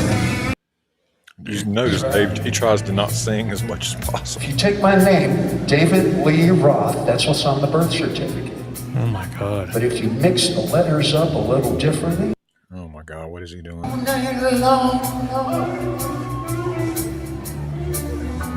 me, baby, Those backup singers, Let's do a devil's dance. Thriller dance. they need to. Yeah. Oh my God. Give me that guitar! Oh God Almighty. Okay. So I've heard a lot about him lately that he's been out here doing a lot of performing, and it's some of the stuff I saw, it was a train wreck. Yeah, I've seen some too. That their singing is non-existent. He's not even singing at all. He may yell or say words, but there's no singing going on. Yeah, I don't know what all this is. It's just some of that. Like I said, he's got backup singers and all this other stuff going on. Because he's got some mental stuff going on, man. He can't be all right. He can't. I don't. I can't prove anything, but I think that as time has went on, he seems to get pretty unstable. Mm-hmm. And I'm like, what the hell is going on with David Lee Roth? Sammy Hagar is still doing his thing. He's doing another stint in Vegas with Satriani and the rest of his crew and Michael Anthony, everybody else. And come on, man. He's just out there with his name, David Lee Roth. That's the draw. That's all he has. Other videos that come up on my feed have said that Dave has ruined his legacy. I agree. Do you agree? I do agree, yes. Because this is the last memory anybody's going to have. And newer generation, this is what they see.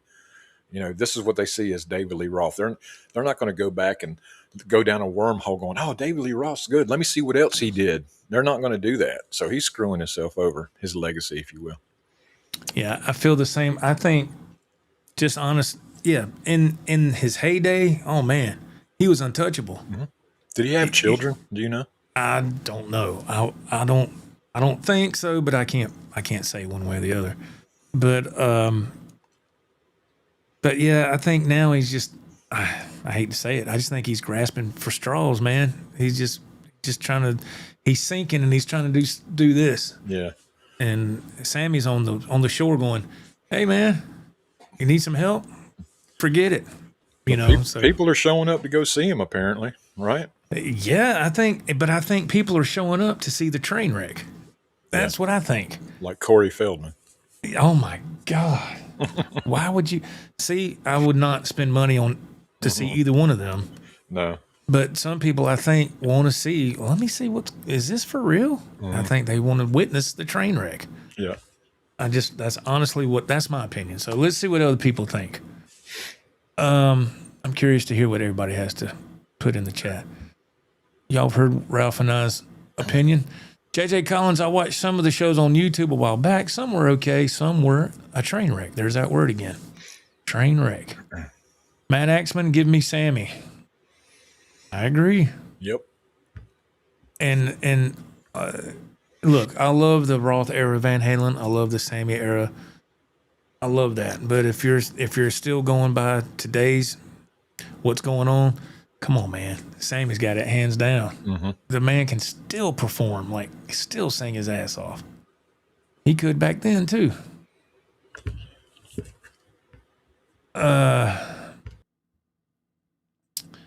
JJ Collins, I will say that Al Estrada is a beast. Is that who that was? The band was sounding great. The band, I know he has A1 players. I didn't know who the guitar player was. Yeah, that drum kit was pretty badass. Yeah, he's got the. He's got the supporting crew around him. He's the one that's letting it down. Yeah, it's and at the end of the day, it's David Lee Roth with a Van Halen cover band, is what it is, and it's to me it's just kind of sad. But what else? What else you going to do? I mean, Eddie's gone, and I know. They really don't, But Sinister J says, I guess Dave needs the money. Yeah. Yeah, he needs a payday, probably. He needs something, I guess, yeah. I'm curious to know what he gets paid for these shows as opposed to what Sammy's getting. I bet there would be a vast, vast difference. Sure. Just in my humble opinion. Mr. Josh Thomas, yeah, that drum kit was wild. Yeah. Tex O'Calley says that Daily Raw should retire before he gets compared with Vince Neil, which is really sad. I think that's already happening. It's too late. Yeah, I think it is happening already. Man. And Vince had to see all that on social media, people poking fun at him. And well, I mean, it's sad when he has people around him or people that love him, family, and nobody's brave enough to say, "Look, Dave, this is really bad. You need to hang it up." Nobody around him is going to say anything to him. Nobody that needs a job that's working for him is going to say that. That's true. People, and if they're so-called friends and they say that, I bet Dave would unfriend them. He's like, well, he seems like that type. You weren't my friend to begin with. I'm like, dude, you don't see the writing on the wall? I mean, damn. But let's continue. Matt Axman, he looks like a fool. Yeah. Ecater says he is reverting back to bluegrass, Dave Lee Roth. I remember he did that years ago, and I didn't like it. All the Van Halen songs, he did like bluegrass versions. I was like, what? It just seems like he's up there doing a comedy sketch. You go, what are you doing with a bullhorn and what are you doing? I don't know, man. That's what I'm saying. He's desperate. And I'm like, oh my God, dude, that's all he's got. And he's got to be in that limelight, I guess. Kerry Crouch, unfortunately, a lot of artists stick around too long. JJ Collins says, I saw him live in 93 and the show was amazing. This stuff, no. Matt Axman, he says, I think he's missing some brain cells. Yeah, seems like he's on the spectrum, no doubt. I think something has happened. I don't know what, but something has happened. Tater Salad comments and says, Dave Lee Roth is a joke. It seems like everybody's on the same page. Yeah, I think so. Scott from South Carolina, Dave Lee Roth is so frail, it's hard to watch him. I saw a short on YouTube the other night where somebody was asking him about songwriting and the camera was close up. Man, he looked rough, man. Yeah. I was like, ooh. Yeah, he looked, which we all will sooner, later than sooner, but man. But all those years of partying is starting to catch up with him hard now. Starting to show. Matt Axman, I kind of feel sorry for him. I'm sorry.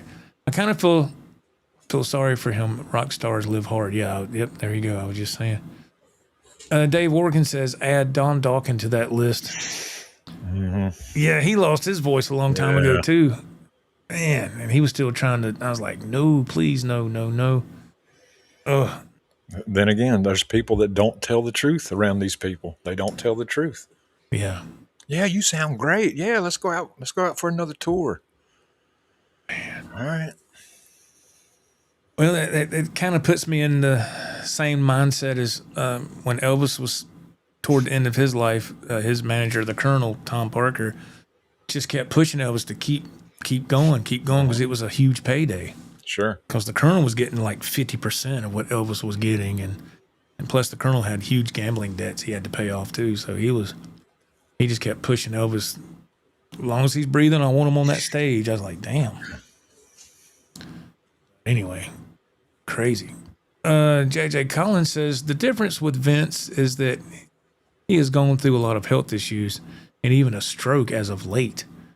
As far as Dave Lee Roth is concerned, who knows? I didn't know Vince had a stroke. Man, I hope he's all right. I didn't know that.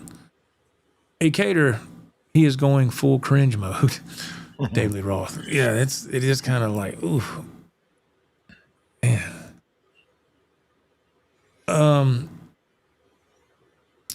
Let's see. Tex O'Calley says, I love Dave in the 80s with Steve Vai.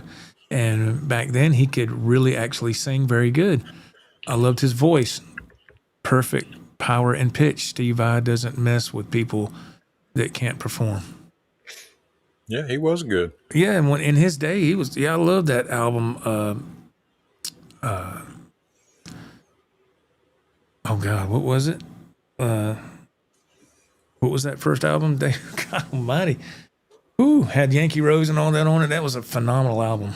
And then the second one, Skyscraper. Eat 'em and Smile. Eat 'em and Smile. Thank you. That was the first one. Then Skyscraper was second. Those albums were great. Of course, Eat 'em and Smile was better in my book. But yeah, Dave still had his chops, and he was still together. And somebody just mentioned Steve Vai. I wonder what Steve Vai thinks how Dave is performing now, because Steve Vai actually worked with him for a while, you know. So it makes me wonder of course, Steve's not going to say anything, but I wonder if you could tap into his mind. Wonder what he's thinking. Dave, stop, please stop. How does, he was a singer his whole life. How does he not know he's not in pitch or he's not singing properly? How does he not know that? If you mess up or something's off, you hear it right away. I guess, like you said earlier, he's probably been told for so long, you're great. Yeah, I'm David Lee Roth, Yes. Yeah, it's like, I'll tell you a documentary I watched one night last week that I haven't seen in a while. I actually bought it when it first came out. It's that, it's called Hired Gun. Have you seen that, Ralph? Hired Gun? Oh, maybe I have. I have. Maybe a long time ago. Yeah, it's good. I watched it again for just because I haven't seen it in a long time. And it was talking, they were interviewing, what's his name? Liberty DeVito. He was the drummer for Billy Joel. Mm-hmm. Incredible drummer. And just like what you were saying, David Lee Roth has probably been told all of his life, well, you're David Lee Roth. You're amazing. Well, when it was getting toward the end of Liberty's time with Billy Joel, that a while, some years back, he told Billy Joel, he goes, well, are you going to tell? He was getting rid of his original band, Billy Joel was. But he kept Liberty around till the very end. But the other guys he let go. And Liberty said, well, are you going to tell the other guys you're letting them go? Billy Joel said, I don't have to do anything. I'm Billy fucking Joel. And I was like, there you go. There's the attitude. So that just confirms what you were saying. That just kind of. Yep. I'm David Lee Roth. Yeah, you don't tell me what to do. Yeah, exactly. Tell me like, really? I'm like, really? I mean, the band that he's playing with, they have to talk about him behind his back. Yeah, I know he sucks, but this gives us a chance to play on stage. Let's just roll with it till it crashes. I mean, are they on stage with David Lee Roth? Yes. Does it, in my opinion, does it hold up a lot of kind of a wow factor? No. Now, years ago, when MTV was still a thing, yeah, it probably would have then. But now with social media, with all the stuff constantly coming at you all the time, things are so watered down now. There's no like, holy shit. There's those moments are far and few between now. Yeah. In my opinion. Dave Orkin says that that Stanley Simmons dude is damn good. I guess is that Gene Simmons' kid? I don't know who that is. Or Paul Stanley and Stanley and Simmons, that duo is good. Oh. Okay. I thought he said he put DUE. I thought he meant dude. Okay, duo. All right, that's what he meant to say. I heard him sing a couple things. It was just kind of. I've never checked them out. I don't know, but if that's awesome. If they're good, that's great. I'm glad to read that. Kerry Crouch, Frankie Valli is putting on a better performance than David Lee Roth these days. He's just being funny, and he's lip syncing too. I think he has to be. How can somebody at that age perform that? There's no way. I don't see how that's possible. Matt Axman says, I saw Ian Gillian trying to sing. It was awful. Yeah, there comes a time where singers they can't do that no more. It's they just can't. Yeah, it's a rare few that can keep them. Yeah, that can keep going. Sammy is one of those rare few, but he's always taking care of his voice. And but yeah, there's some that it's just hard to keep that up. All that tequila he was drinking. Yeah. Scott from South Carolina, in 2020, Roth revealed he underwent lower back surgery, which involved a spinal fusion, citing the physical toll the decades of touring took on his body. What about his throat? Texas Cali says, in Don Dawkins' defense, his last studio album sounded great, but that is a controlled setting. Very But live, under stress, he can no longer bring it. I agree. In the studio, you can literally clip Oh, yeah. words and You can, everything together, yeah. everything will be perfection in the studio, yeah. Yeah. But yeah, live is a totally different beast. Yeah. Yeah, it's kind of like, all right, we got this one shot. What are we going to do? A lot of them, they'll bring the songs down a step, so it's easier. Step, yeah. So it's easier to manage. JB, he definitely should wear his underwear inside of his pants. I'm assuming that's David Lee Roth. JJ Collins, Billy Joel, one of the least talented individuals ever. Ooh. Wow. Damn. I hear you, JJ. Wow. Down, girl. Shots fired. I just heard that song a couple of days ago. I was, where was I at? I was getting our food. That was yesterday. I was picking our food up at Philly Grill. I ordered it online. I walked inside to get it, and that was playing on the thing. Uptown Girl. I was like, damn. I used to have that cassette album when I was a kid because I got it for Christmas one year. And I was like, Billy Joel, who was that? Didn't know at the time. I didn't know. I was just a kid. I didn't know who that was. I listened to the hell out of that album though. Richard Hole, Ralph, you better shut this down in 25 years when Joe's in here in his robe and a diaper trying to hold a guitar and play on a live stream. Oh, trust me, I'm one person that will tell Joe the truth. Oh yeah, and vice versa. Oh yeah, oh yeah. I promise you, Richard, that won't happen. You ain't got to worry about that, my friend. Let's see. Tex says that I believe that Dave Lee Roth is aware that he can't sing anymore. That reviews from the VH Tokyo Dome live shows were brutally horrendous. But for him, he has nothing else. He is all in on being Dave. Yeah, he's being Dave. Yeah, that's what I was. Yeah, that's what I was saying earlier. That's all he's got. He don't. Wonder what his ticket. Hopefully his tickets aren't crazy amounts. They don't cost that much. I wouldn't think. Not, right? I wouldn't think. But Tater Salad, he said that Glenn Hughes can still do it. Yeah, he's always been an incredible singer and bass player. Kerry Crouch, I'm with JJ Collins. Billy Joel did his band dirty. I agree. Yeah, if you watch that Hired Gun documentary, yeah, Billy Joel had a manager back then that really, he stole a lot of money from Billy Joel, and Billy Joel didn't know who to trust at the time, so he just started getting rid of everybody and hiring guys that would take a lot less money to perform the songs. But I still think he did his band bad. Yeah, he did them dirty. Yeah, yeah. The E Street Band.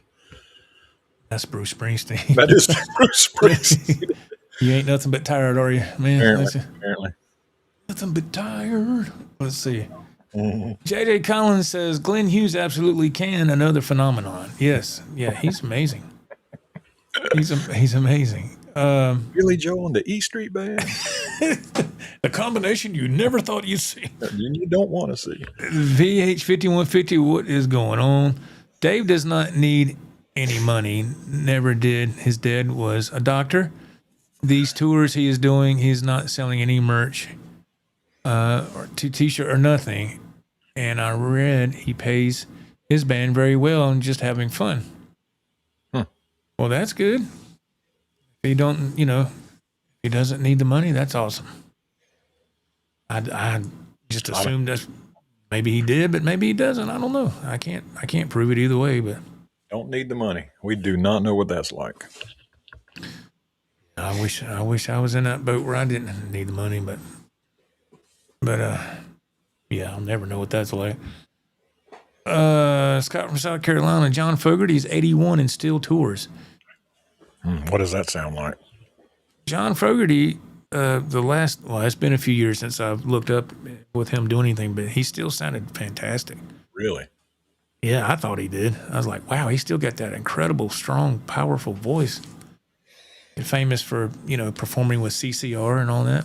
John Fogerty and the E Street Band.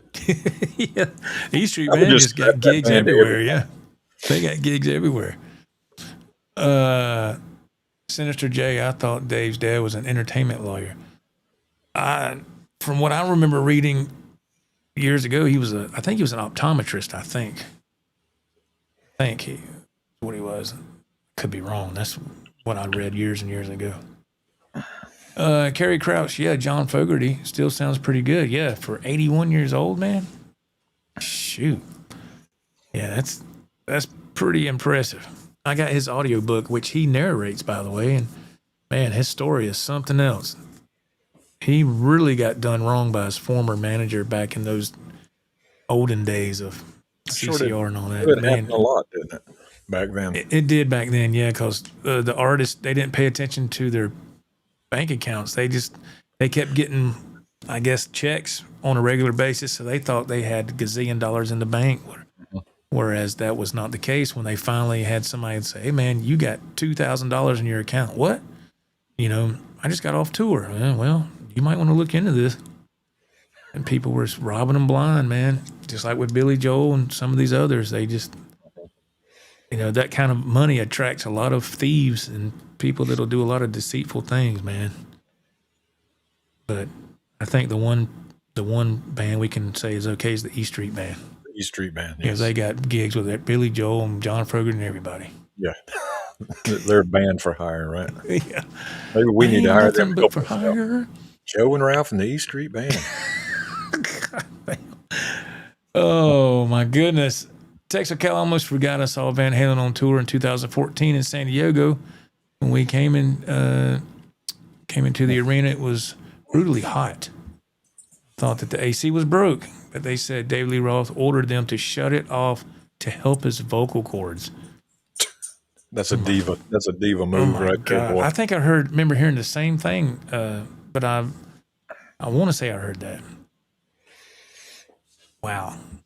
Chick Mac, Frankie Valli still sounds good. Not. Yeah, I'm assuming he was lip syncing. Maybe Frankie Valli needs to turn the AC off. Maybe. Help his voice. Maybe he needs the E Street Band. But yeah, man, I don't know. It's something else, man. I think people go to see some of these performances just to see what's going to happen from all the stuff going on with social media. Yeah. I don't know who else is touring this summer. We know Rush has kicked off their tour. Anybody you can think of, Ralph, that's supposed to be a pretty big deal? I haven't heard anything. I neither. I kept up with nothing. Maybe somebody in the chat can let us know, but I don't know. When's the last time you went to a live show, Ralph? Do you recall? The last time? I know when it was. What? It's when y'all went to the at Christmas, right? For the dun, dun, dun, dun, dun, dun, dun, dun, that damn We didn't Christmas. go. We didn't go. Oh, you that. didn't? Oh, I thought you went. Oh, We didn't go this past year. We sure didn't. what's that? What is that called? What is that thing called? Siberian Yes. Trans-Siberian Orchestra. Yeah. I remember a lot of people around here. They always go to that. Great show. Really There was great. a guy that I used to work with. God rest his soul. He passed away. He looked forward to that every Christmas. Yeah. Him and his wife would go, and they lived in Gaffney. They would drive to Greenville. They would get a room reserved ahead of time. They'd go to the show, and then when they got done, they'd go to the room, spend the night, and the next day go home. They went to that every year. I never went. It's fun. It is fun. I remember you saying it was nice. I just can't get into that. Dun, dun, dun, dun. Oh, I can't. I just can't get into that. No, you'd be blown away if you saw it. They have the E Street Band up there, so come on, you got it. There you go. That's all I needed. Yeah, that little push from the E There's Street your Band incentive right there. Yeah, right there. Yeah. David Lee Roth and the E Street Band. Oh, let's see. Where's E Street? I don't know. Something where you used to live, I guess. I don't know. I'm not familiar with that stuff. I couldn't say. I don't know. Texocali, yes, Dave's dad was an optometrist, probably not wealthy from that, but Dave should be super wealthy from Van Halen royalties unless he spent it all on dope and chicks. Well, I know enough that if you look at some old photos of Van Halen when they were just getting started, you can see some photos of them standing on some steps in front of a mansion. Well, that was Dave's parents' mansion because his dad obviously had money. And I think Dave ended up, I think he still owns that house today. So I think that's pretty cool.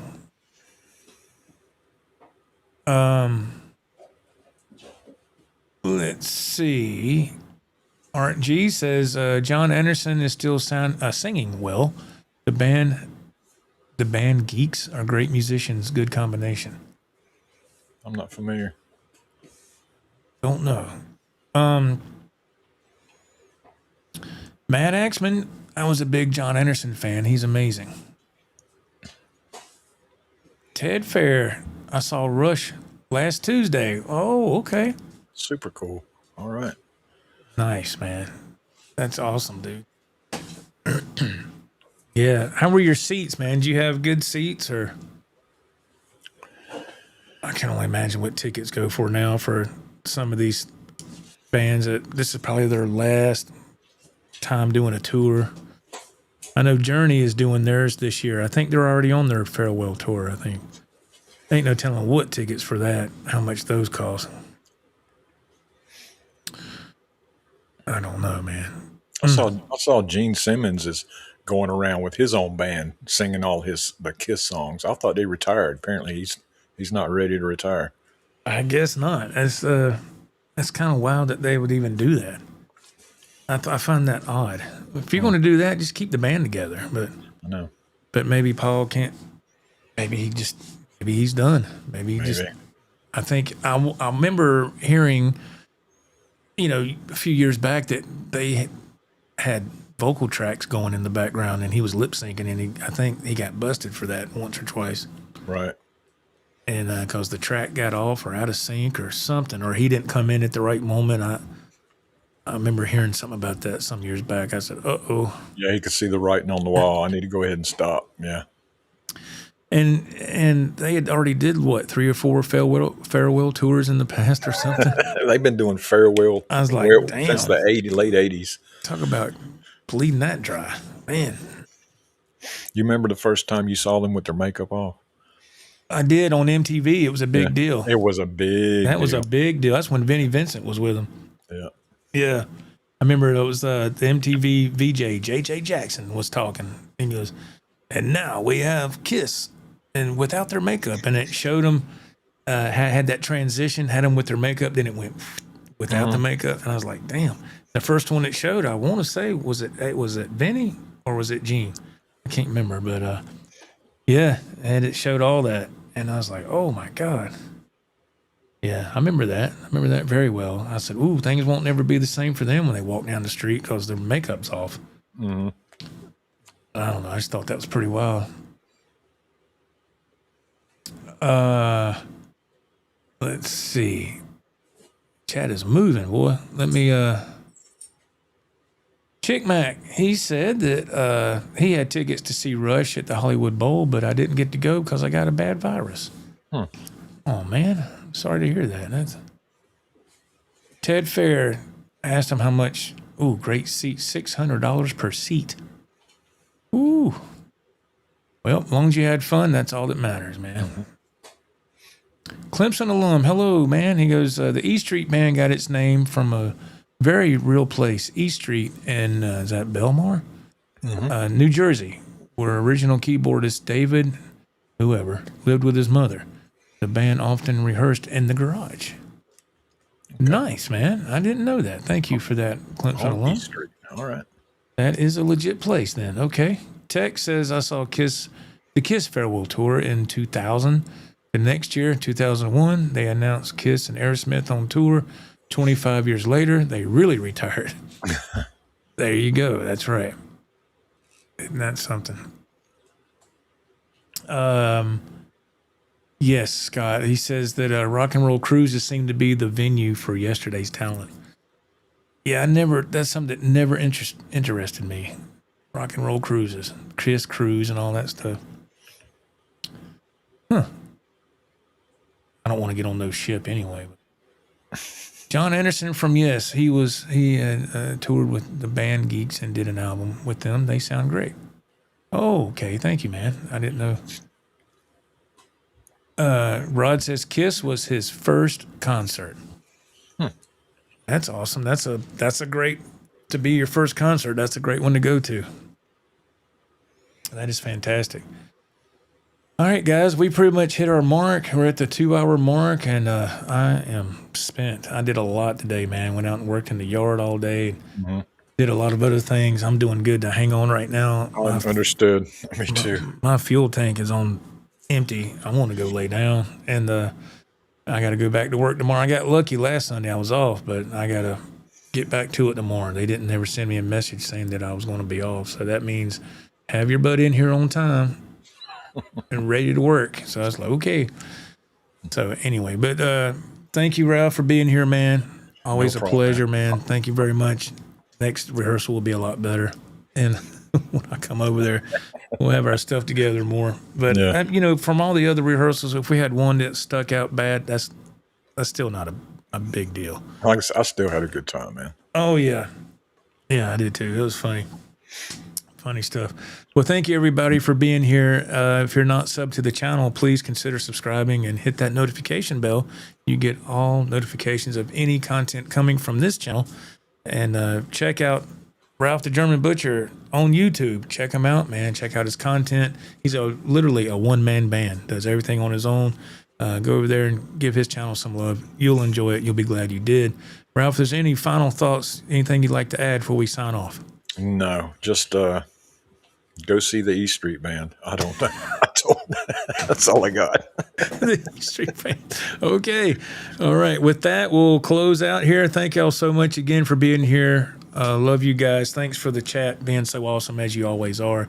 We will look for you again, and stay tuned to the channel for more content coming out as regular as I can. All right, everybody. Take care. Good night.